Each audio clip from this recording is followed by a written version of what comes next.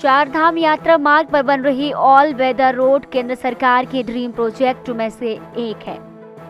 दरअसल चारधाम यात्रा को सुगम बनाने के लिए केंद्र सरकार ने चारधाम विकास राजमार्ग योजना की नींव रखी थी, जिसे ऑल वेदर रोड भी कहा जाता है। इसका मकसद था कि उत्तराखंड राज्य में बॉर्डर की तरफ जाने वाली सड़कें किसी भी परिस्थिति में बंद ना हो, लेकिन यात्रा रूट पर ओवर हैंगिंग रॉक मास मुसीबत का सबब बन रहे हैं।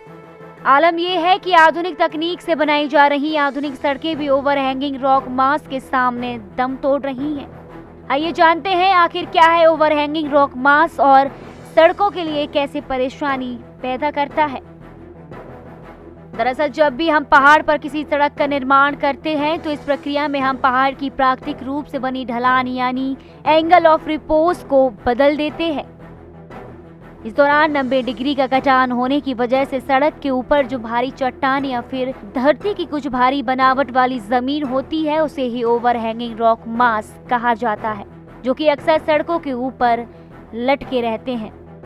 पहाड़ों पर सड़क कटान के बाद सड़क को तो ठीक कर दिया जाता है, लेकिन उनके ऊपर लटक रहे ओवर हैंगिंग रॉक मास पर उतना ध्यान नहीं दिया जाता है। वहीं सड़क के ऊपर लटक रहे यह ओवर हैंगिंग रॉक मास अक्सर भूगर्भीय गतिविधि जैसे भूकंप या वाहनों की आवाजाही के होने वाले कंपन की वजह से ढीले होते रहते हैं। दरअसल ये है कि जब भी हम पहाड़ी ढाल का कटान करते हैं, हिल स्लोप को काटते हैं, तो हम बेसिकली जो उसका ओरिजिनल नेचर है जिसको हम बोलते हैं एंगल ऑफ रिपोज, उसको हम चेंज करते हैं। तो वो चेंज होने की वजह से क्या है कि जो ढाल होता है पहाड़ी ढाल वो बिल्कुल तीव्र हो जाता है, खड़ा हो जाएगा। तो जहाँ वो 35-40 डिग्री का ढाल था अब वो 90 डिग्री का ढाल हो गया। तो 90 डिग्री का ढाल होने की वजह से जो ऊपर रॉक मास अटका होता है, चाहे वो बोल्डर के फॉर्म में हो, लूज मटेरियल के फॉर्म में हो, या कहीं पर रॉक जो है बोल्डर अटका पड़ा हो, जिसको हम ओवर हैंगिंग रॉक मास कहते हैं। तो ये over hanging rock mass because of the gravity, गुरुत्वाकर्षण के कारण, और जो मूवमेंट हो रहा है, वाइब्रेशंस हो रहे हैं टाइम टू टाइम, चाहे वो अर्थक्वेक के कारण हो रहे हो, चाहे वो हमारी व्हीकल मूवमेंट के कारण हो रहे हो, और चाहे हमारे उसको एक्सेलरेटिंग फैक्टर हमारा वाटर होता है बहुत इंपॉर्टेंट। तो बारिश और ये सब चीज़ों की वजह से वो एक्सेलरेट होता है और वो बोल्डर या वो चट्टान अपनी जगह को, अपने स्थान को छोड़ के नीचे गिरता है। वैज्ञानिक एमपीएस विष्ट बताते हैं कि उत्तराखंड में चारधाम यात्रा रूट जैसे बद्रीनाथ मार्ग, कलियासोंड, साकड़ी धार पर ऑल वेदर रोड के ऊपर सैकड़ों over hanging rock mass develop हो गए हैं, जिन पर ध्यान देना बहुत जरूरी है, क्योंकि बारिश, भूकंप जैसी स्थिति में हैंगिंग रॉक्स बेहद खतरनाक साबित हो सकते हैं। हर क्षेत्र में बीटमैन होते हैं, आपके पास एनएचएआई के पूरी वर्क फोर्स होती है।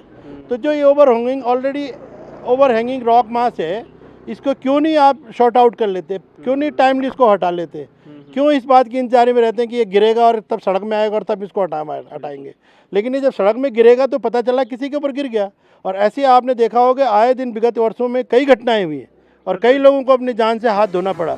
तो इसलिए मैं मानता हूँ कि ये ओवर हैंगिंग रॉक मास या बोल्डर, इनको समय रहते हटा लेना चाहिए। ऑल वेदर सड़क निर्माण के बाद पूरे क्षेत्र की ज्योग्राफी में बदलाव आया है। उत्तराखंड में अत्याधुनिक तकनीक से बनी ऑल वेदर रोड का दावा तो यही था कि इससे बनने वाले हर मौसम में सड़क खुली रह सकेगी, लेकिन हालात ऐसे हैं कि अभी भी कुछ घंटों की बारिश ही ऑल वेदर रोड को कई जगह पर बाधित कर देती है, और सड़क के ऊपर मौजूद ये ओवर हैंगिंग रॉक मास बाकी मुसीबत को बढ़ा रहे हैं। अब जिम्मेदार संस्था को जल्दी इसका स्थायी निदान खोजना होगा, नहीं तो ये ऑल वेदर रोड के लिए देखा सपना ही रह सकता है। ईटीवी भारत के लिए देहरादून से धीरज अजवाण की रिपोर्ट।